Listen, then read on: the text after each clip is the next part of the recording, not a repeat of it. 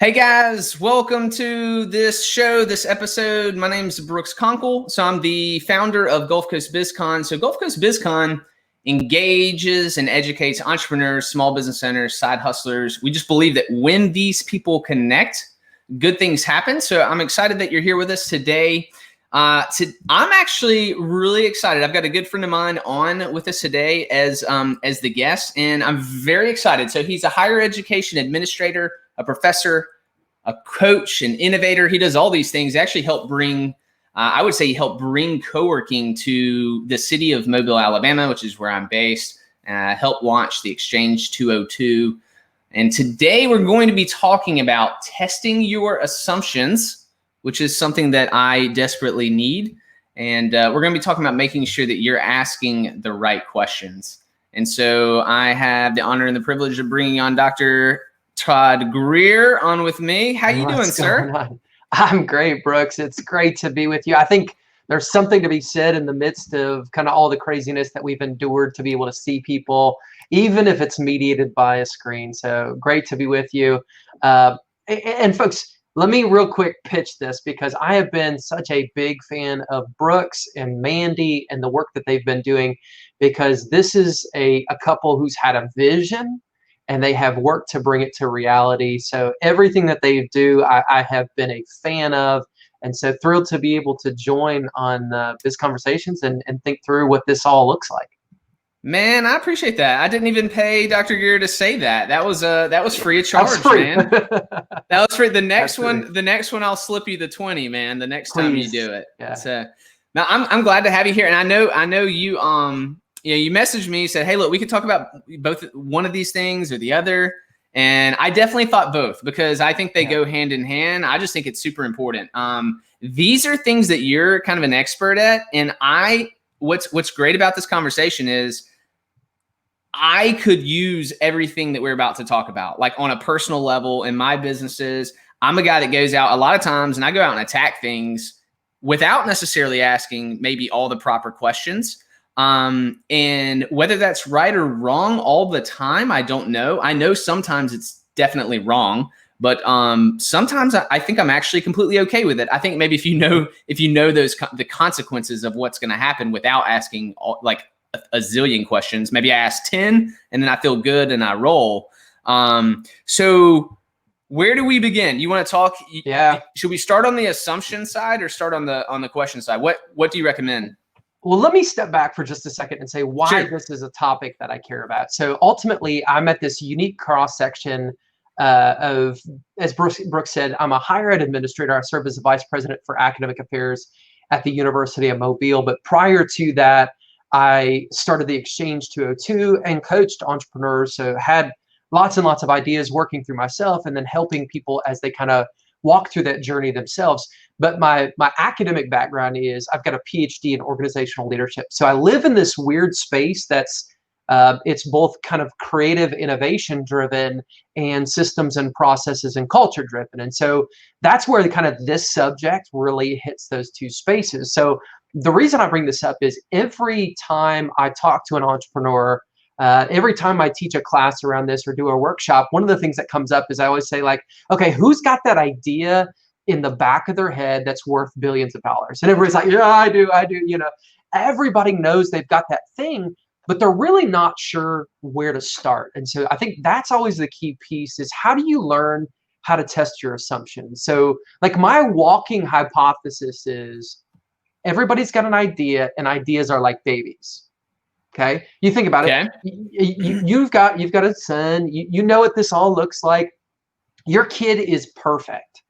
Okay. We know they're not really perfect, but they're perfect. And so you live under that assumption and you think about it, a baby is born and there is nothing that is both more beautiful than a newborn baby and frankly more ugly. Okay. Because you think about that baby, a lot of times they've got misshapen heads, and I'm sorry to the newborn parents out there. It is what it is. They're ugly. Yeah. They pee and they poop on themselves. They can't eat their own food. They don't have any ability to hold their head up. I mean, they're made out of rubber. That head just bobbles back and forth. You've got to support them. You've got to do everything for them. All right. But when you teach that child when you train them up well, when you parent them, it grows into an upstanding human being that has great value that they bring to the world. And so that's the same thing with your ideas. So we want to work to make sure we're testing those assumptions. So I always love to give credit where credit's due. None of these ideas are my own. I mean, it's how do we pull these things together? So there's a great book by a guy by the name of Peter Sims called Little Bets. All right. And he wrote that book. And then Annie Duke, who's actually a World Series of Poker professional, wrote a book about placing bets as well. And I love the concept because one of the things, and Brooks, you talked a little about your own personality. Before I really had understanding of this myself, I would go all in. Like it's you think about the poker table, like I got an ace king pair. It's Texas Hold'em. I'm going Let's all go. in. I don't. That's it. Let's do it. Let's do it. Let's go. Yeah. And so that's the first thing that we tend to do is we just go like all in because we think we've got a great hand. Mm-hmm. But what I ask people to do is to do this. So before you do that, let's start by testing our assumptions. Let's figure out who's our customer. Okay. What is the itch that they need scratched? Okay. And I think that's an incredibly important thing. So before we go out and we start selling, I want to get in the head of the people that I'm trying to reach. So I want to go out and I want to watch them. I want to watch how do they function. I want to ask questions around them as a people.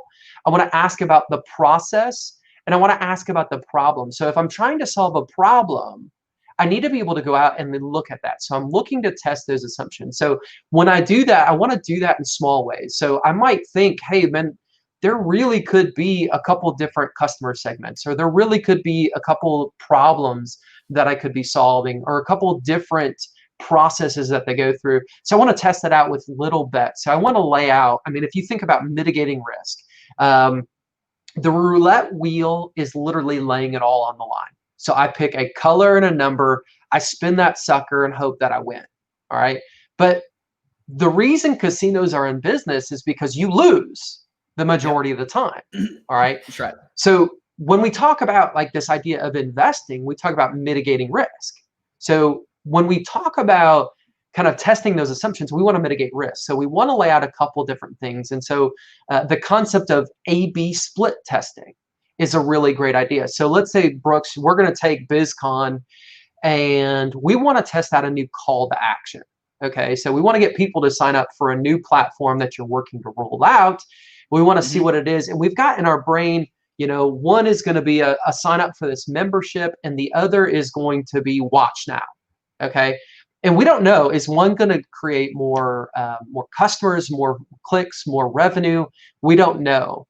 So in a normal situation, what we typically do is we say, of course, I know it's going to be this. And so we go all in, we invest on the infrastructure for it, and we do it. And then we just pray that it works out, right? The problem is, how do you know? How do you know if one would be better than the other? And so we want to be able to ask those kinds of questions. And so A/B split testing is one way that we do it. And that's something that's directly taken from the world of software development and websites. You know, that's one of those places where it comes in.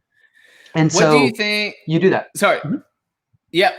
What do you think to someone that, so maybe they know they should, or they have the idea, they're like, oh, I've heard of that before, A/B split testing, or like, yeah, I could do that. But then just the idea of getting there, of having even two things to formulate in order to test, like kind of blows their mind or makes their head spin or whatever. Should they still attempt to A/B split test, or should they just try to get launched with what they think is the best, or find something that they've seen work in the marketplace, or they presume works in the marketplace, and kind of like reverse engineer that? Or, you know what I mean? Or would you put all the energy into definitely trying to do that split test? Like, what do you think there? So I think you can go either way. I think the key is you have to acknowledge that it's an assumption. And I think that's what we tend not to do, is we say, like, this is what it's going to be. All right. And so we jump deep into something without thinking through, well, do I know concretely? Do I have data to support it? All right. And I'm going to segue here real quick to one of my favorite books. So one of my favorite books I use with almost every entrepreneur is called The Mom Test. Okay. All right. So it's great book. Right. Simple, quick, easy to read. Highly recommend it.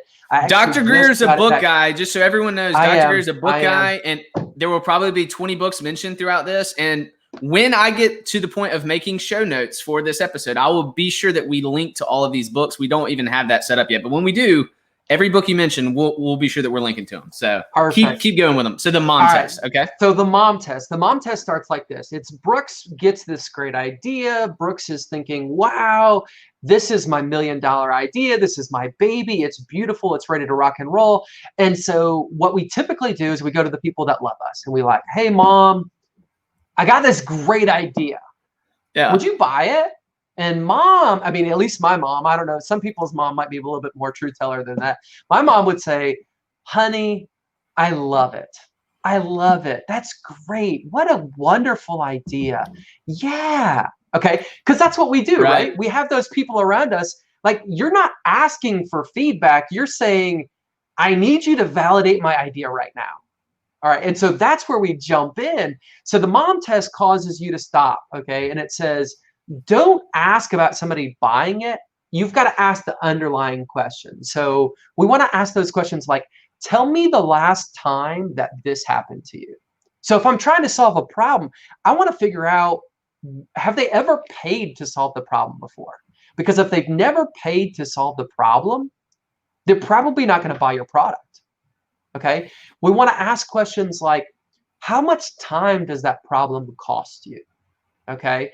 Tell me about the process of making that decision, because I need to understand from a psychological perspective, that consumer behavior piece. I need to understand, how do you do it? And then the question is like, are you the buyer? Is somebody else the buyer? Who do I need to talk to that really is the buyer in that situation, so I can ensure that what I'm offering actually meets that right person? And so these are all simple ways that we use to test assumptions, because frankly, most people, they don't ever think at that level, because they've thought, gosh, this is a great idea. Let's launch. Right. So I'm gonna ask kind of I can call it devil's advocate, call it whatever you want. Can you potentially just look at other industries, other markets that you see that like clearly either A, it works, or B, if it doesn't work, there's obviously a lot of people in this industry X, and like, can you look at that as an indicator and see what they're doing? And then, because what if you don't have people to ask? I guess like what I'm getting to is, like, what if you don't already have an audience, or what if you don't, what if you don't have the people to ask those questions to? What's like the secondary nature actions that you can take to still try to get as much information as you can? Can you basically copy other success, I guess, is kind of what I'm almost asking. Yes. So I think you copy to set your hypothesis. So you copy to set your assumption. This is where I'm at. Okay. Because ultimately, look, there's nothing new under the sun. I mean, every idea that we've ever had is because we saw something else. And I mean, great ideas are just combinations, I mean, 100%. How is it that the iPhone, it's a long story, obviously it's the old one.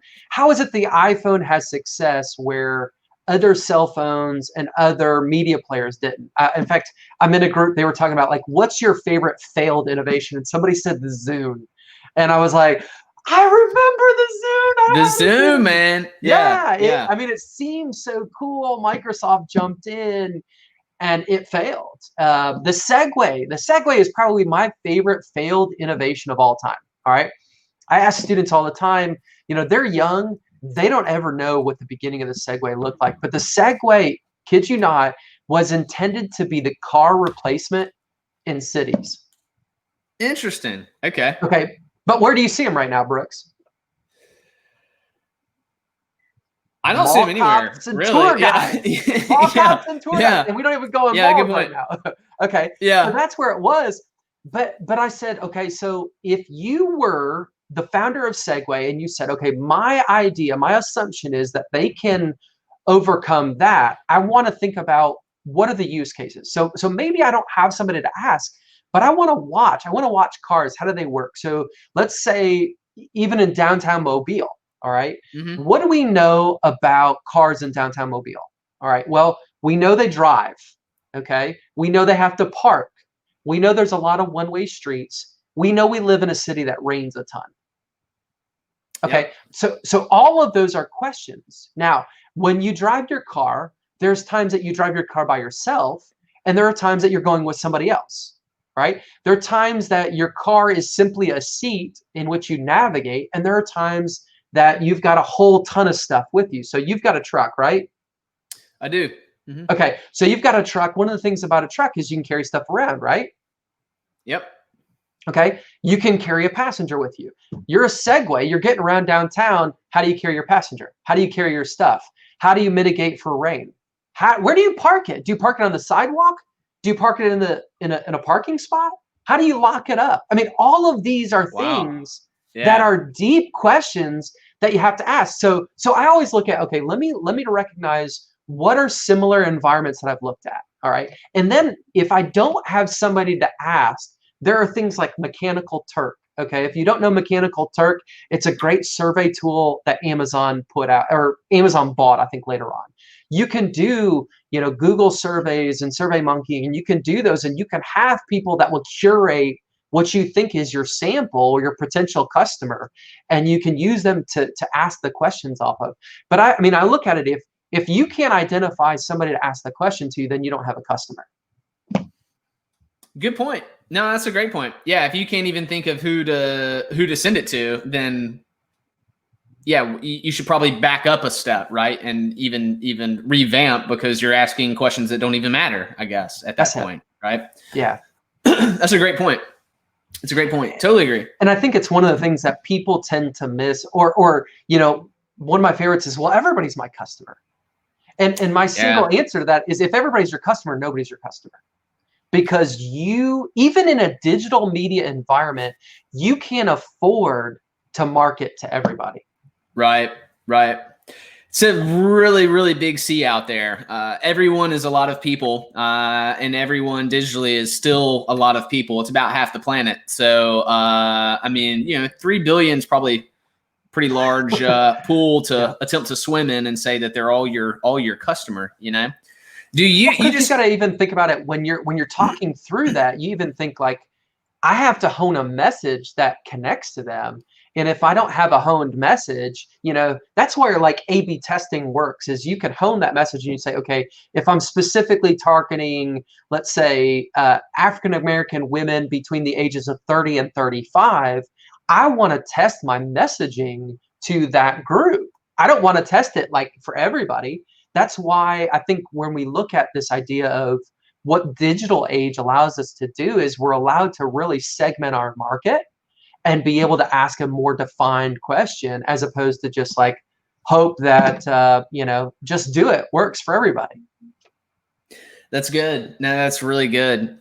Do you personally, so your personality, you're making me think this, and what I know about you, and we've known each other for a number of years, is it easy for you to be both creative and fluid and artistic? That's kind of what I'm thinking of in the word of an innovator or entrepreneur. And also at the same time, asking questions and analytical, because oftentimes I feel like it's not necessarily the same person in a business. And so, but I feel like you live this interesting world where you've kind of gotten a piece of both of it.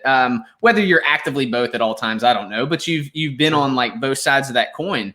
So I don't know. I just feel like you have an interesting experience there, maybe to share with folks about how you operate. I think one of the most important things, Brooks, is to understand who you are and understand who surrounds you. So, I mean, like if you look at it, if I'm by myself, then I'm going to have to juggle those roles. Okay. I'm going to wear multiple hats as I walk through. And so some days I'm going to wear certain hats better than others. Other days I'm going to pick those things up. So I think you have to understand a little bit of your context. Now, if I'm in a group or an organization, then I want to look at who else is around me. Because if I've got people that are great question askers, then I'm gonna really gravitate towards my creative self. I'm gonna really emphasize that.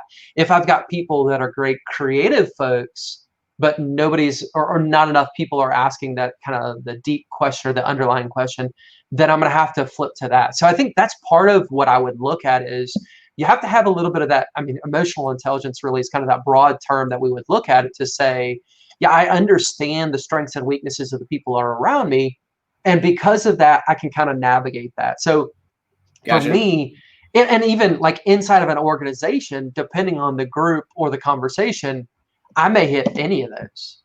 But that's why the question part is one of the things I love. And if you don't mind, can I jump into a little bit on questions and why that's really such an interesting piece? All right, please. So every day we have so many decisions that we make, right? Right. Okay. Yeah. To the point that if you look at the research, there's this thing called decision fatigue that occurs. All right. And it's funny because, you know, I come from a ministry background prior to any of this stuff. And one of the things that I hearken back to, there's a passage in Exodus in which Jethro, who's the father-in-law of Moses, he comes to see him, and people are like lined up. Okay. They're lined up coming to see Moses. And, you know, Jethro looks at it and he says to Moses, he's like, this is not good. Like you can't handle being the decision maker for all these things. What you need to do is you need to entrust people that have, you know, that have the ability to do this and let them do that. So there's a point at which like you're tiring yourself out. Your people just are going to come to you, and all they're going to do is they're going to ask you questions for anything. And here's where it comes into a problem is we tend to, in organizations, we tend to struggle with the hippo mentality. And the hippo is the highest paid person in the organization. All right. So the hippo gets the final word on anything. And so they oftentimes are so far from a problem that they don't really have the good information. They don't have the context to it. And so great leaders ask good questions, or great leaders ask great questions, really. And so one of the things that I've tried to do, because I'm a fixer, and I don't know if it's guys more than ladies or if it's just my personality, but like my wife and I will have a conversation and I immediately jump into the answer. I mean, like, to the point that when she started the second sentence, I'm already thinking about the scenarios and going, okay, if this happens, we could do this and this and this and this and this. I mean, all of that kind of stuff.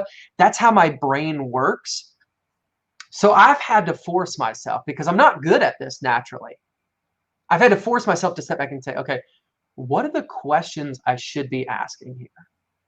Gotcha. And so when I'm working with folks, that's really what I want to look at. So again, I'm going to hit you with a couple different books real quick that I think are really, really valuable to this. Okay, one is called Leading with Questions, Michael Marquardt. He's a George Washington University, or was a George Washington University professor. Two books by the same author, Michael Bungay Stanier. One's called The Coaching Habit, and the other is called, hold on one second, I've got it up, The Advice Trap. Because we tend to give advice, and that's where our problems sit. Okay. Another one, and I'm blanking. Gosh, it's great, and I ask it all the time. Sorry, but look at those books on questions, because you'll find in them the things that it causes you to pause to do. And so I've had the opportunity to be able to work with a local company here that is really trying to implement this. So you know, I'm good friends with some of the folks over at Bullard Automotive, and Bullard is a multi-dealership family of brands. Okay, and so one of the things that they were looking at as they were kind of analyzing their own situation is, hey, how do we better understand our culture, and then how do we better mentor people for growth? Okay, and hopefully that's the kind of thing every organization should ask, is like, if I want to scale, if I want to go beyond the solopreneur route, I need to think about, how do I scale this? And you can say, yeah, we're just going to hire people from the outside and have them jump up to the executive level or whatever that may be. Or we say, look, I want people that I want to train from within so that they can continue to scale up and grow as the company grows.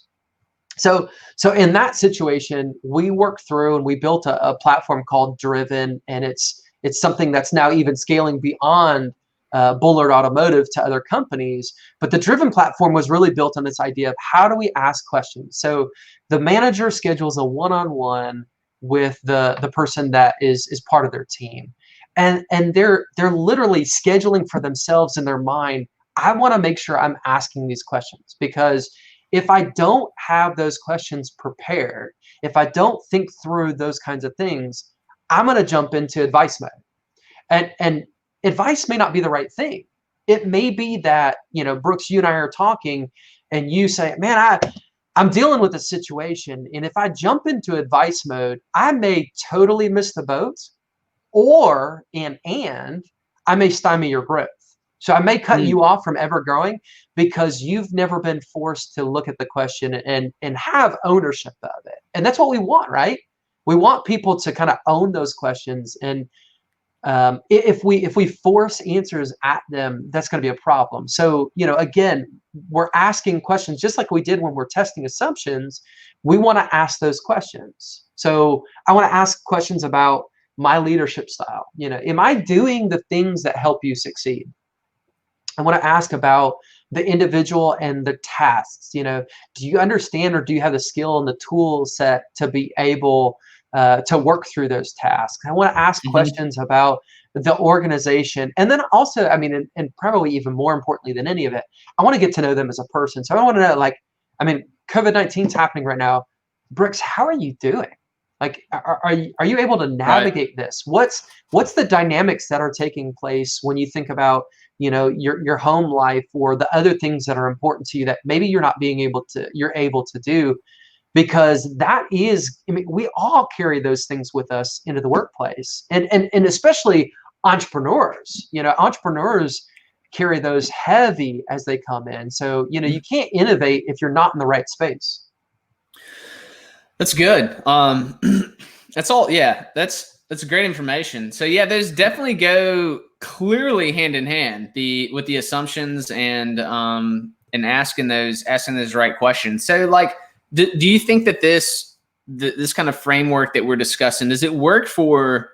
Do you think it works for everyone? Is this for large organizations? Is this for tiny micro businesses with less than 10 employees? Is it for solopreneurs? Does it need does it need to adapt completely to each one of those, or do you think that the framework kind of works? Yeah, I think the solopreneur is not going to be able to have the one-on-one unless they're having the one-on-one in the mirror. Which sure, there are which could be valuable. That's exactly it. There are times as an entrepreneur, you need to have those questions you write out for yourself and have self-reflection time. So you're like, hey, I've been grinding away at this idea for weeks. Am I seeing progress? Where am I seeing progress? What's happening? So that's not a bad thing to be able to do that. I really think that the framework is portable to any organization. And the reason I ask, because it's simple. Your questions might change based upon the organization, based upon the role and the function. There's going to be some level at which you're asking technical questions. So, depending on the role, depending on the specific domain that you're in. But man, just the idea of learning how to dialogue with somebody and ask those kind of conversational questions of okay, I don't need to wait for an annual performance review to get a catch up with you. So sometimes I just know weekly I need to do management by walking around. And so I need to just check in, hey, is there a barrier that we're facing on this? Because I've kind of recognized that there's something going on. I just want some feedback on it. Or, I've been trying this new thing out. Can you reflect back to me? Is it working? Does this have a positive impact to you? Or, we're looking at some different ideas. If we were to implement this, where do you think we should start? So having those kind of questions that you're giving somebody license to give their feedback and their opinion on, they feel good because then they feel like they're valued. When you ask questions of somebody and you listen to their answers and you try to put them in to some level of application, there's value that takes place there. For sure. Yeah. It sounds like what the example you just gave, it's kind of just like being in tune. Yeah. A review sounds very like rigid and systematic, but the second example you gave just sounds very fluid and a lot more, involved and in the know and more, or kind of just organic is a word I use a lot, like in things, in projects and stuff. So that's good. What, it's kind of switching gears, but not completely. What are maybe some innovations or things that you've seen? So like we're recording this, it's middle of May 2020 in the midst of COVID-19, the largest human case study we'll probably see in our lifetimes. Like what are some, what are some innovations or interesting things that you've seen that actually, does anything come to your mind that you're actually like, man, I'm kind of excited about this, or I've seen this happen, or I've seen this organization do this, or this business? Anything you've seen? I mean, we can chat about a few if you want.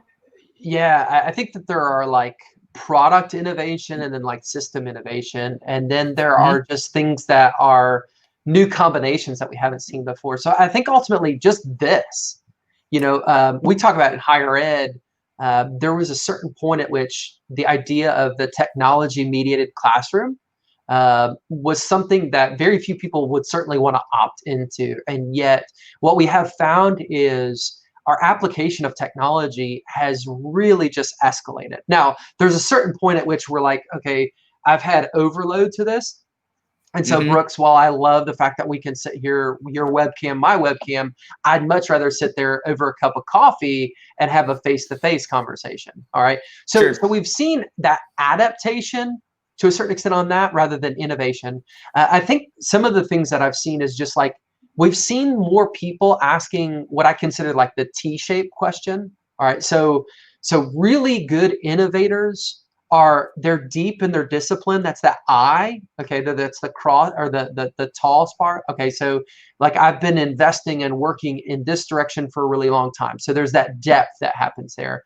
But T-shaped innovators, they also look adjacent. So they're looking to the right and the left, and it's not super deep, but they're at least paying attention to it. And I think that's one of the things that's happening right now is people are going, okay, like if I have to adapt, what can I borrow from this other industry that I see and I take a look at? So, we've seen in technology, we've seen that freemium model extended to an extreme, but we've seen people go a long way. All right. We've seen the idea of a revaluation in society of what is important. Okay. So what do we spend our money on? Who do we value as people? I mean, I saw, it might've been John Krasinski and his Some Good News. I mean, like he single-handedly has just taken the idea of what does it take to boot up a show? And he did it in essence on no money with no production company behind it.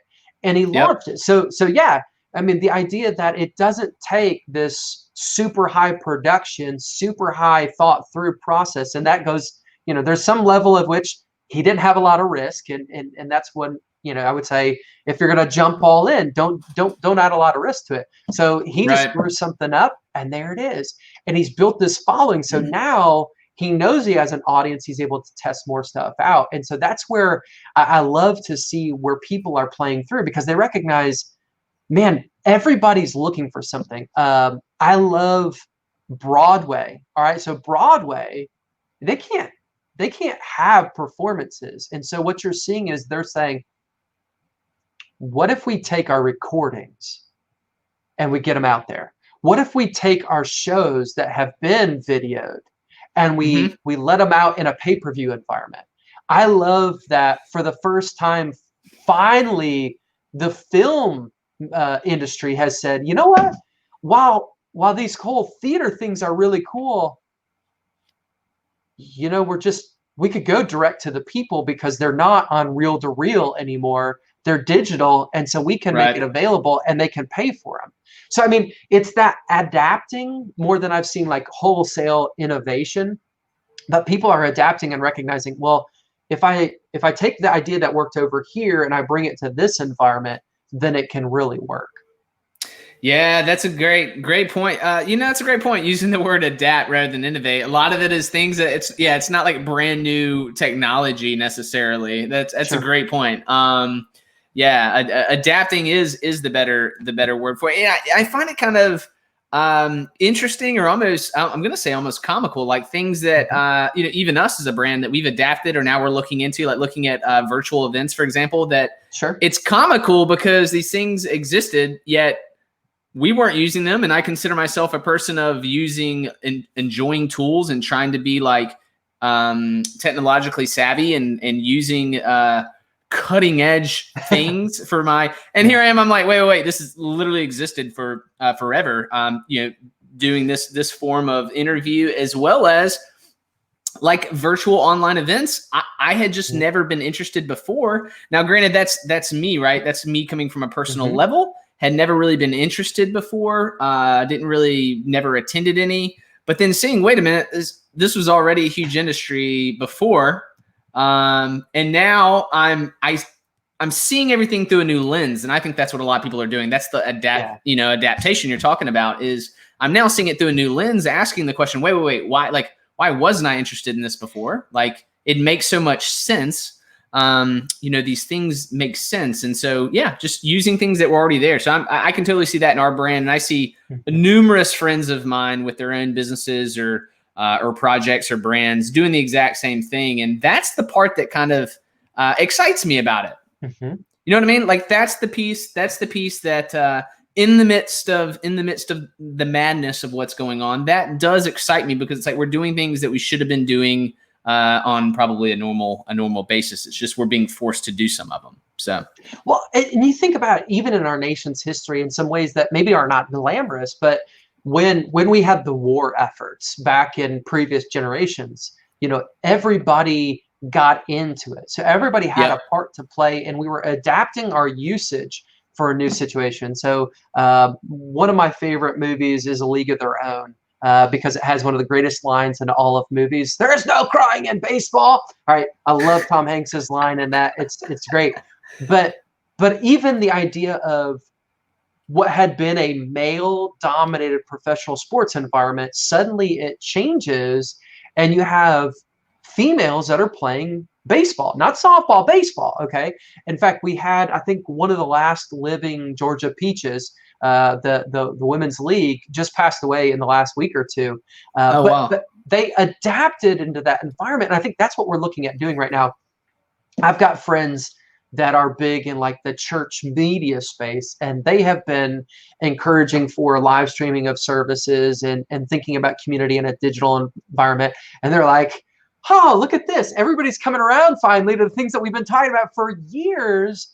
Yeah. And maybe they didn't want to do it. Maybe we came kicking and screaming, but we're not going back to an environment that was like it was just 3 months ago or 6 months ago. You know, we're going into a new space. And so that adaptation, or how do we show that flexibility, is so important. I agree, man. Is there anything that you would want to be asked, but maybe I didn't ask it, and you're like, man, I wish Brooks would ask me this. Like, this would be really useful because I could share this. If there is, now's the time to ask that question. Speak now or forever hold my peace. This is like a wedding. We're getting ready for the closing. This is it, man. No pressure. Yeah, I think one of the most important things that I look at that is kind of at the intersection of the two worlds that I live in is, like, how do I get to know myself?